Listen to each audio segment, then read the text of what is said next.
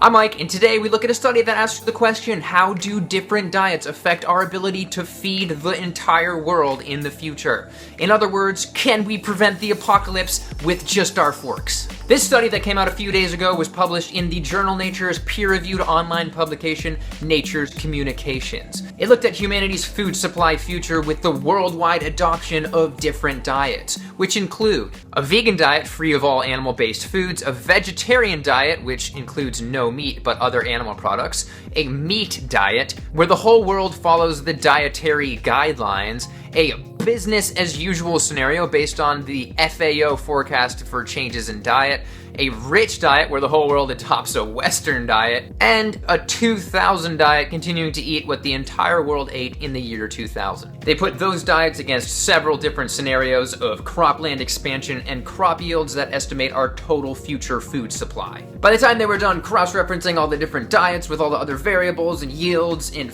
land available, they ended up with a total of 500 different scenarios. And, quote, more than 40% of all scenarios are not feasible. Not feasible means we fail to feed ourselves, and most astoundingly, 85% of the scenarios with typical Western diets also were not feasible.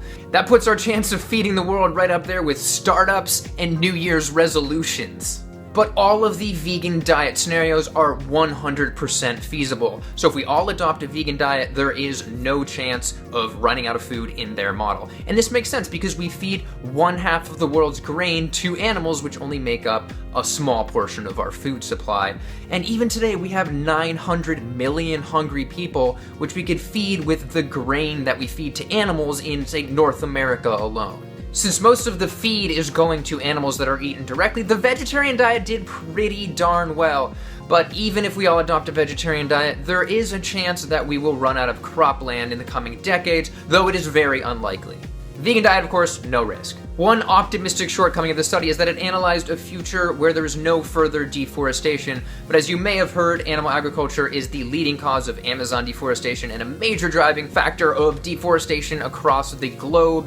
This means that the vegan scenarios would have even more advantages than the study described. In fact, it would have way more advantages. From this pretty recent Oxford study that you've probably heard of by now, widespread adoption of a vegan diet would save 8 million lives by 2050. I wish that they would go into how it would also save 2.4 trillion land animal lives by 2050, but it is a human study. Moving on, the study showed that a vegan diet was the best in all areas. It was the best in terms of saving money on healthcare, saving money from environmental benefits, having the lowest greenhouse gas emissions, specifically reducing 70% of food-related emissions, and back to feeding the world. Even with efficiency and other improvements to meet global food demand, quote, the vegan scenario would be required. But I do have a little bit of criticism for this study as well.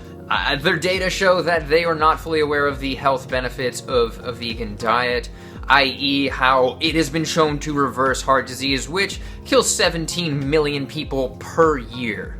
Not that those people would never die if they went vegan, but it would certainly cut into the 500 million people we can expect to die from heart disease between now and 2050. And how a vegan diet helps prevent the vast majority of our 15 leading killing diseases, it would certainly dwarf the 8 million number by several times over. It is worth taking a look at how they analyze their emissions. They say that 25% of all emissions are food-related, and since a vegan diet cuts out 70% of those food-related emissions, it's fair to say that animal agriculture is about responsible for 18% of total greenhouse gases, much like the FAO said back a few years ago before they partnered with the International Meat Secretariat. But you may have heard of that World Watch report that examined the full effects of methane released by cows and says that animal agriculture is responsible for 51% of greenhouse gas emissions, in which case the benefits of going vegan were massively underestimated in this study in terms of environmental impact. When you zoom out, what all of this essentially means is that whatever challenges humanity is going to face in the future, a vegan diet will yield the best outcome.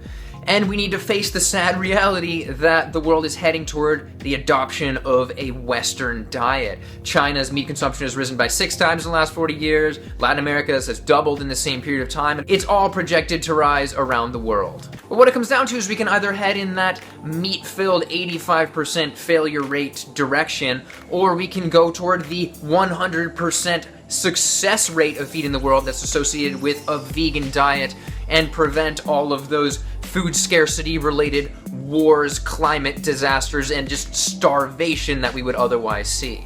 Next time you see a vegan getting frustrated at something, just be aware that's just one of many things that's going through their head. In the end, to see the best future, we need to adopt a vegan diet and absolutely push developing nations like China, all of Latin America, India, etc. to do the same thing. Alright, that's it for today. Thank you for watching.